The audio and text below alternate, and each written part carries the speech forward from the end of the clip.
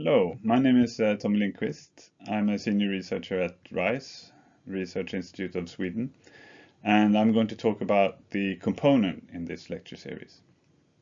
So first, we're going to start out with discussing why we want to carry out reliability and analysis in the first place. So the basic idea is that we want fact-based arguments and data-driven decisions, and not, as is quite common today, decisions based on intuition. That could mean that we have some strong personalities with very strong views on certain things and they get what they want and so on. And anecdotal evidence is also quite common. So this is what we are trying to avoid by using fact-based arguments and data-driven decisions.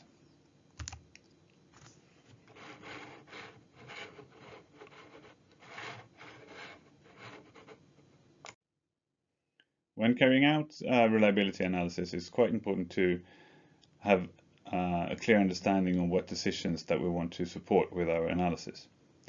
So fact-based decision support have different time horizons depending on what decisions you want to make.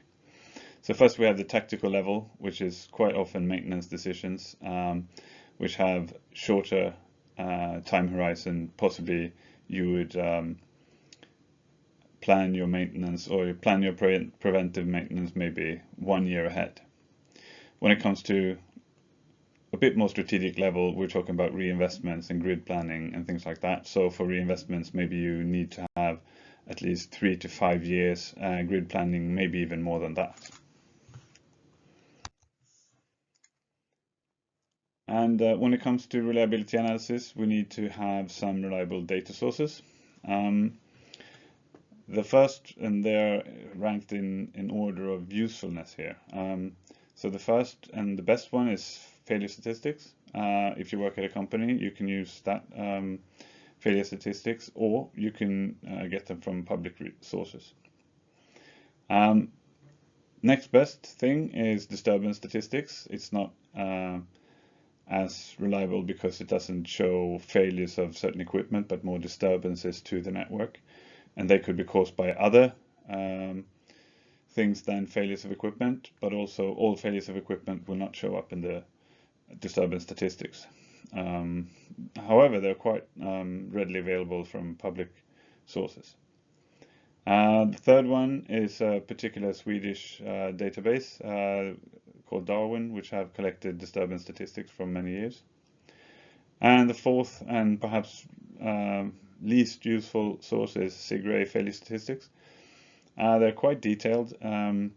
However, they cover the entire world. Usually, so you will end up with averages on a global scale, which may not reflect the situation which you're trying to do your analysis on. So the first step you have to do is to define what component you're looking at and how to define that component. What should be considered to be a component in this case. So here we're looking at a circuit 420 kilovolt circuit lifetime circuit breaker. We see the operating mechanism here, which stores all the kinetic energy to do the operations. We have 2 breaking chambers over here, and then we have connections on either side of the breaker. So what if we get an over temperature in the connection? Is that a failure of the breaker, or is that a failure of the actual connection itself? Also, when it comes to this stand, the steel stand, if you get corrosion on that, is that to be considered a failure of the breaker, or is it just a failure of some other part? So these things need to be decided on in advance. And also how we define a failure, we're going to talk a bit more about. So what is a failure? The simplest definition is the inability to provide a required function.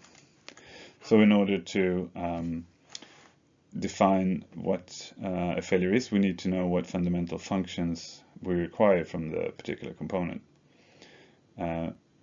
in this case, I have used a disconnector as a example component to describe the fundamental functions.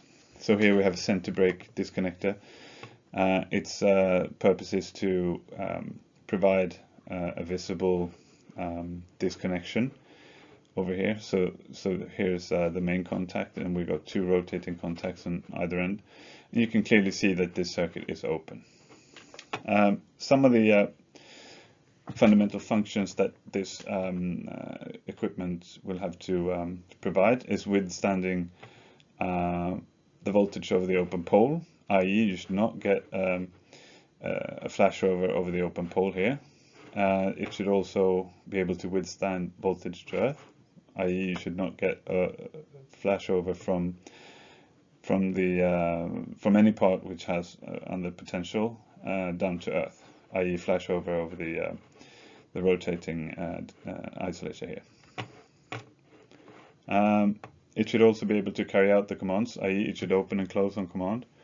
It should be able to withstand null current and so on. And it's often wise not to make this list too long, and to break it down into too small detailed functions, because it needs to match the failure statistics that you want to use as well. And often you don't have that type of granularity in your failure statistics.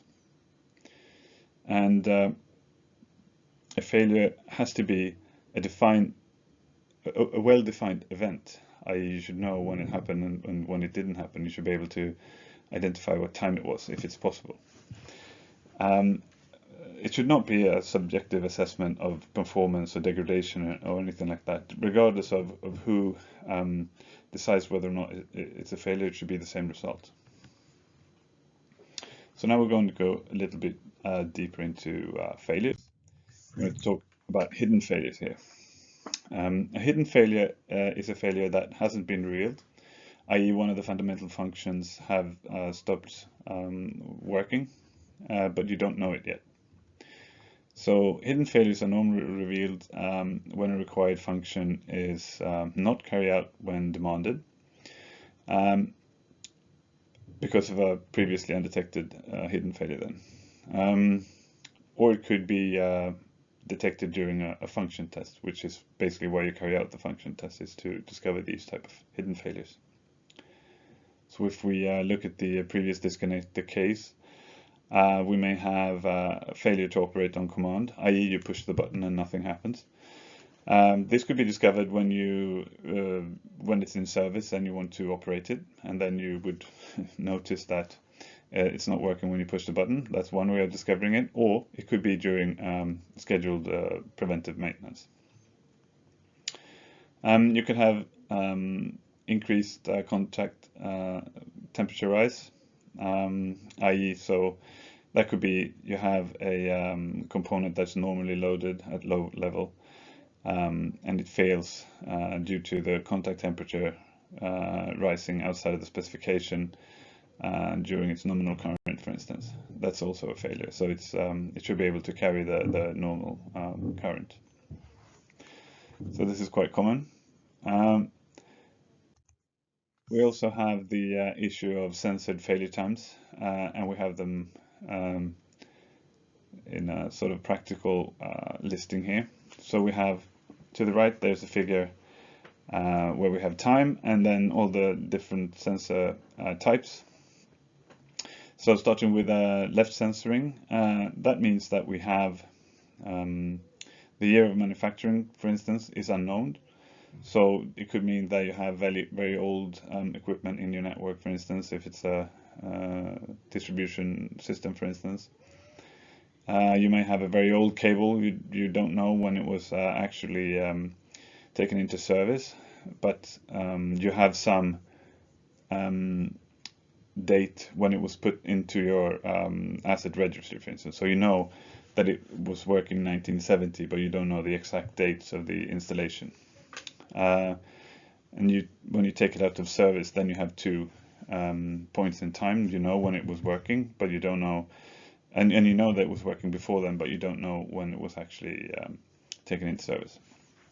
And we have interval censoring, which means that the time to failure is known within an interval, but it's not known exactly. And this is very common when you have inspection intervals, for instance, where you would inspect something, let's say, within an 8-year interval, and you know that it was working at the last inspection, but it's failed when you come there 8 years later.